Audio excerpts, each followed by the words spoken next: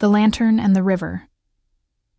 Once, in a village nestled between the mountains and the sea, there were two beings who moved through life like elements in search of a mirror. One was a lantern, small, steady, and radiant, carrying warmth that drew everything around it into light. The other was a river, restless, deep, and ever-changing, singing to the valleys and forests, carving paths unseen, flowing toward horizons it could not yet name. They met in a season that seemed ordinary to the village, yet extraordinary to them. The lantern had never shone so brightly, and the river had never felt its currents so still. For a brief time, they wandered side by side, touching paths in ways neither fully understood.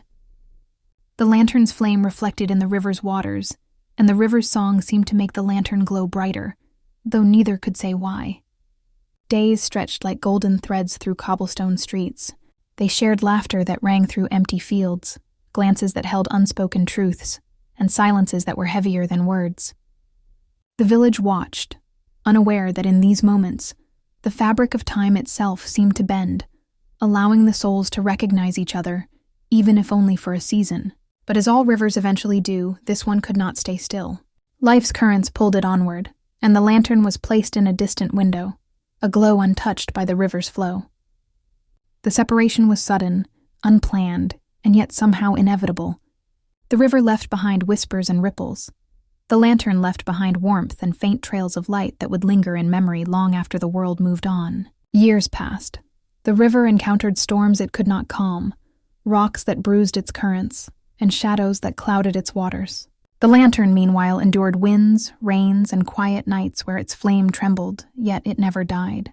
And though the world moved between them, new paths, new dwellings, new faces, they carried each other in the invisible spaces between heartbeats, as if the universe itself had stitched them together in secret. Sometimes the river paused in its flow, sensing the lantern's light and ripples on the water, or hearing echoes of a song that once made it pause. Sometimes the lantern flickered in a silent breeze, sensing the river's presence in dreams and distant tides. Neither reached out, for doing so would unravel a delicate balance, but the knowing lingered. A bond unbroken, though unseen.